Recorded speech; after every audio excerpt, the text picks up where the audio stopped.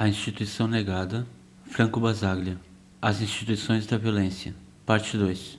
Este esboço de análise dos diversos modos de abordar e viver a doença mental, da qual até agora somente conhecemos esta fisionomia neste contexto, demonstra que o problema não é a doença em si. O que é, quais são as suas causas, quais os prognósticos, mas simplesmente de determinar qual tipo de relação se instaura com o doente. Enquanto entidade mórbida, a doença desempenha um papel puramente acessório, pois apesar de ser o denominador comum das três situações citadas, ela assume sempre, no último caso e frequentemente no segundo, um significado estigmatizante que confirma a perda do valor social do indivíduo já implícita na maneira como sua doença fora vivenciada anteriormente. Assim, se a doença não é o elemento determinante da condição do doente mental, tal como vemos em nossos asilos psiquiátricos, devemos examinar agora os elementos que, mesmo sendo estranhos a essa condição, desempenham nela um papel de importância tão transcendente. Analisando a situação do paciente internado no hospital psiquiátrico, insistimos em considerar o único doente estigmatizado independentemente da doença, e por isso mesmo, o único do qual pretendemos ocupar-nos neste estudo, podemos afirmar desde já que ele é, antes de mais nada, um homem sem direitos, submetido ao poder da instituição, à mercê, portanto, dos delegados da sociedade, os médicos, que o afastou e excluiu. Já vimos, entretanto, que tal exclusão ou expulsão da sociedade resulta antes da ausência de poder contratual do doente, ou seja, de sua condição social e econômica, que da doença em si. Que valor técnico ou científico pode ter o diagnóstico clínico com o qual foi definido no momento do internamento? É possível falar de um diagnóstico clínico objetivo, decorrente de dados científicos concretos? Ou antes, trata-se de uma simples etiqueta que, por trás da aparência de um julgamento técnico especializado, esconde mais ou menos veladamente um significado mais profundo, o da discriminação? Um esquizofrênico rico, internado numa clínica particular, terá um diagnóstico inteiramente distinto do de um esquizofrênico pobre, internado à força num hospital psiquiátrico público. O que caracteriza a hospitalização do primeiro não é somente o fato de não ser automaticamente classificado como doente mental, perigoso para si e para os outros e objeto de escândalo público. É o tipo de internamento de que se beneficia, que impedirá que seja deshistorificado, separado de sua própria realidade. O internamento particular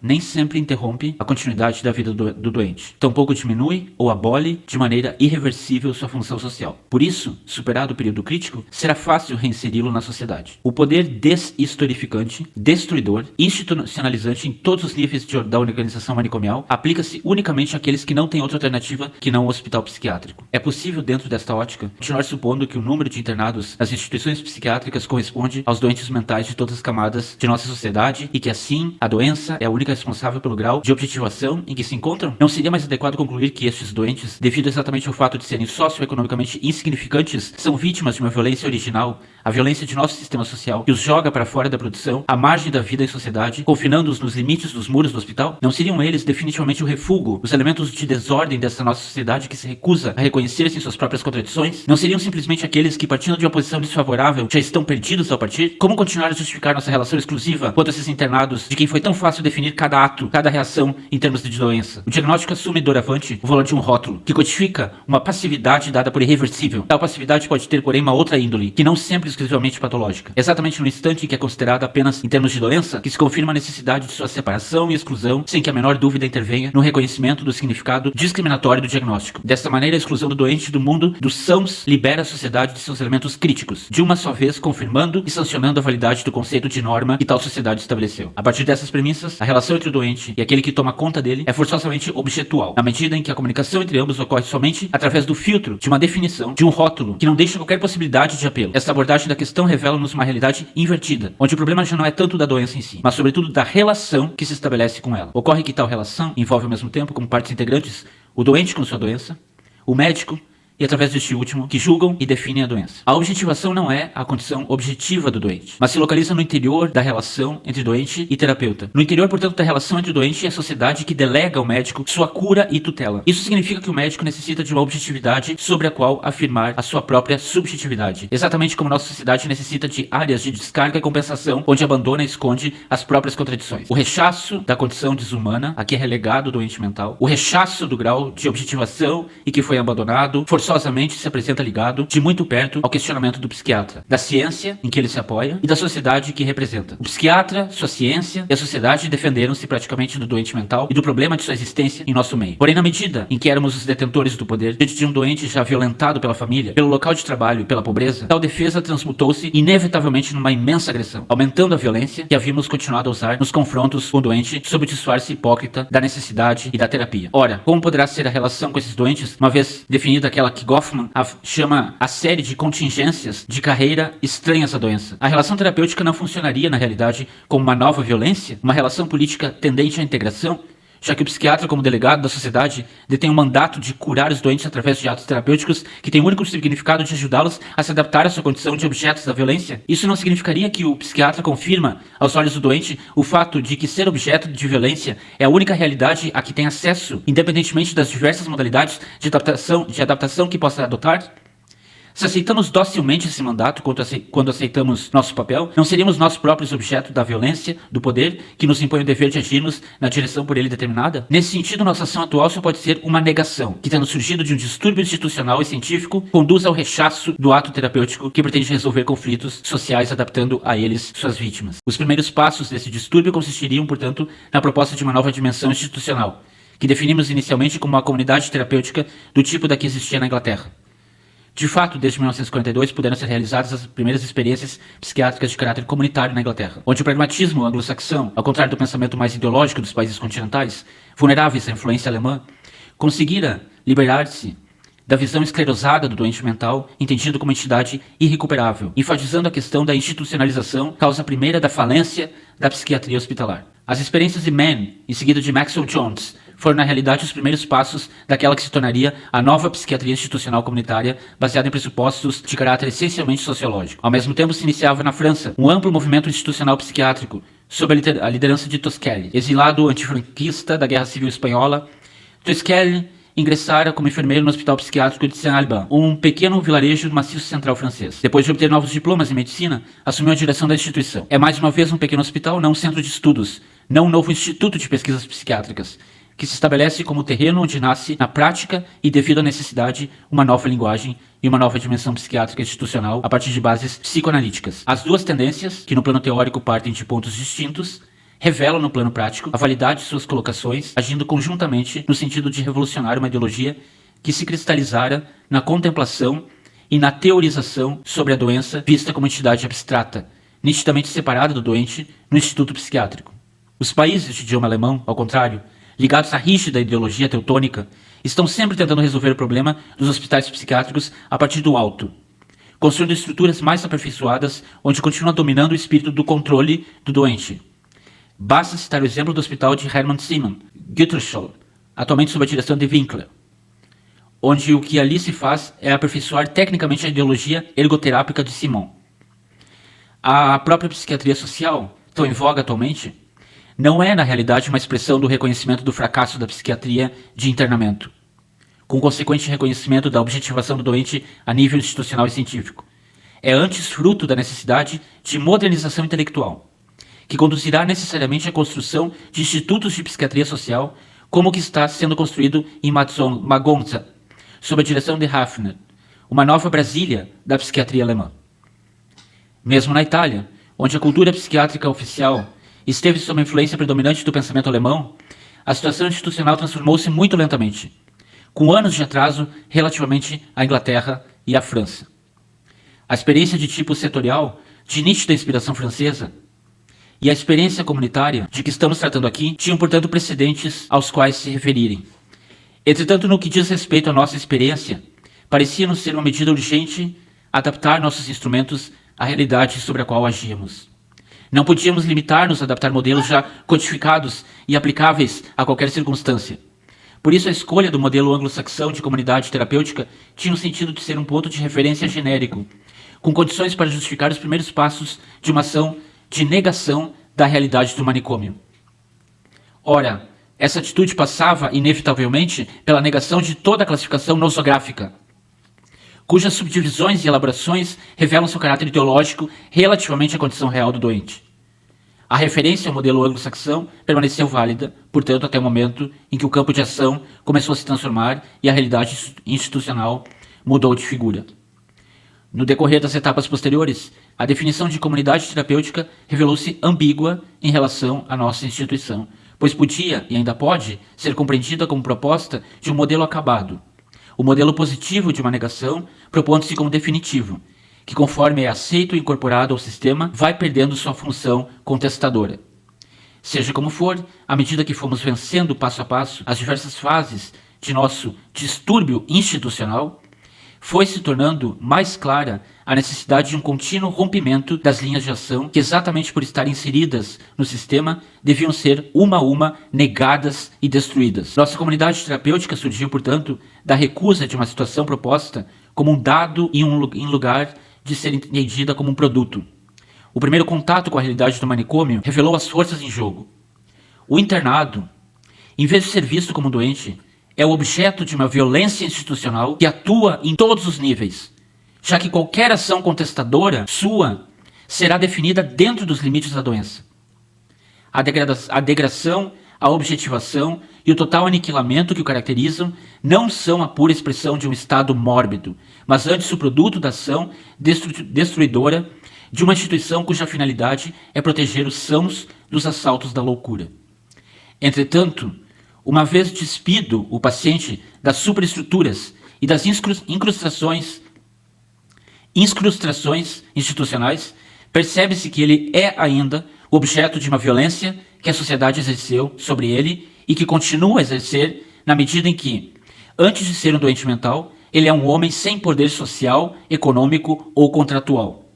É uma mera presença negativa, forçada a ser aproblemática e acontraditória, com o objetivo de mascarar o caráter contraditório de nossa sociedade. Como fazer, dentro deste quadro, para considerar a doença como um dado? Onde reconhecê-la? Onde isolá-la, senão no mais além que somos, por enquanto incapazes de atingir? É possível ignorarmos a natureza da distância que nos separa do doente, imputando suas causas exclusivamente à doença?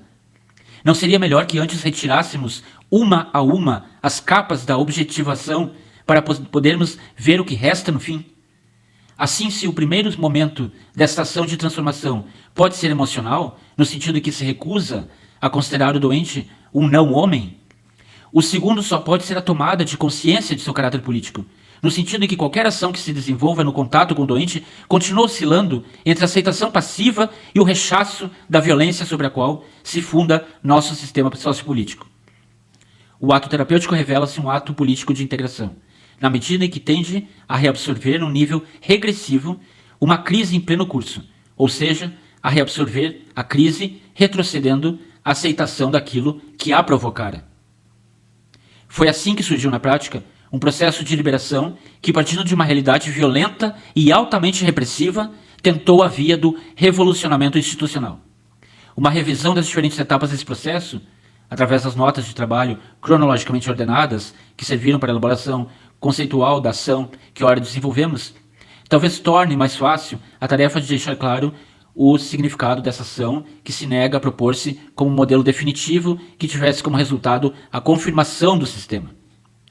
Em 1925, um manifesto assinado por artistas franceses que se identificavam como a Revolução Surrealista e dirigido aos diretores dos manicômios, concluía com as seguintes palavras: amanhã, na hora da visita, quando, sem o auxílio de qualquer léxico, tendardes comunicar-vos com esses doentes, possais vós lembrar e o reconhecer que sobre eles não tendes mais do que uma única superioridade, a força.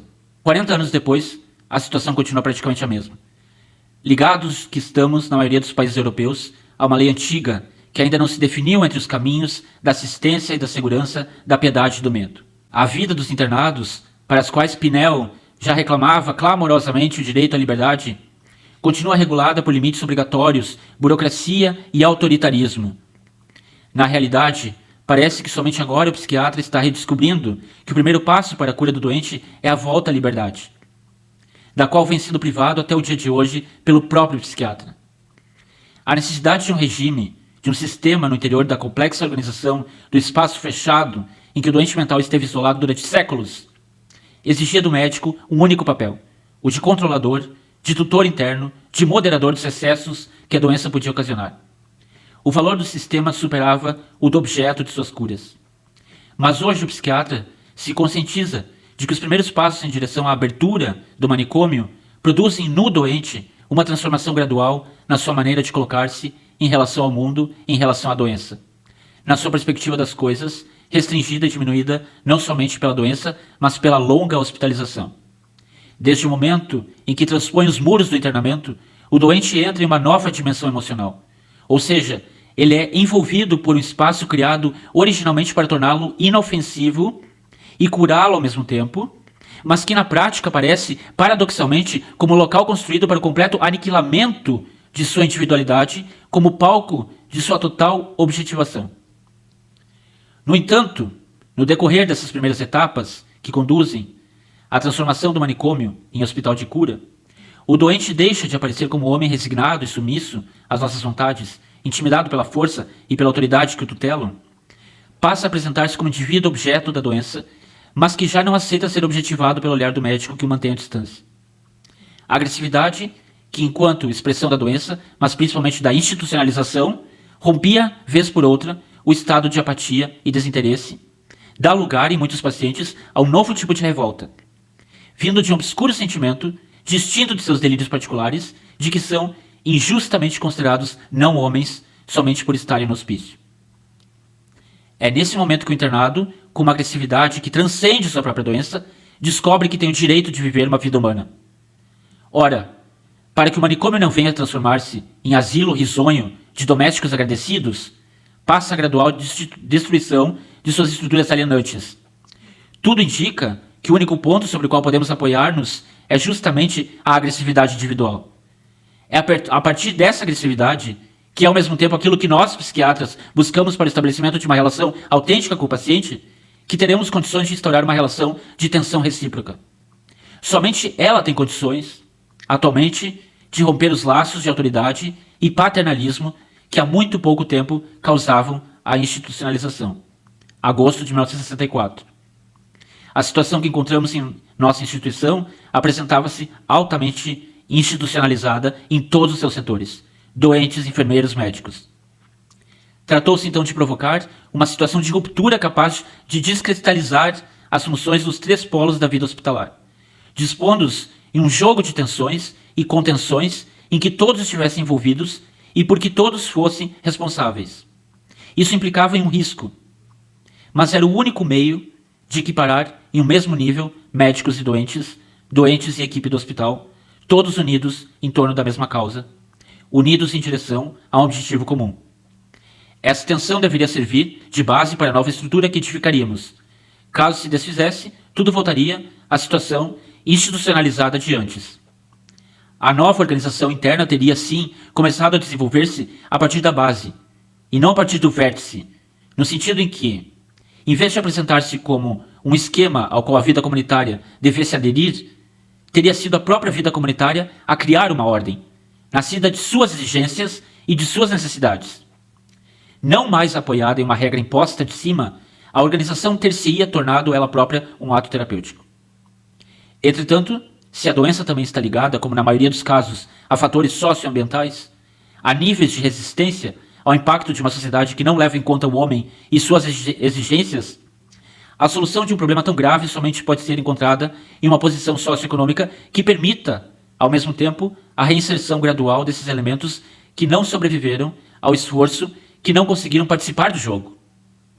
Toda tentativa de abordagem do problema confirmará a viabilidade de uma tal empresa, e ao mesmo tempo lembrará que ela será inevitavelmente isolada e assim privada de qualquer significado social se não se acompanhar de um movimento estrutural de base que se ocupe daquilo que ocorre quando um doente mental recebe alta, do trabalho que não consegue, do ambiente que o rejeita, das circunstâncias que, em vez de contribuírem para sua reintegração, acuam-no gradualmente de volta aos muros do hospital psiquiátrico. Falar de uma reforma da atual lei psiquiátrica significa não somente desejar encontrar novos sistemas e regras sobre os quais apoiar a nova organização, mas principalmente enfrentar os problemas de ordem social que lhes são correlatos. Março de 1965.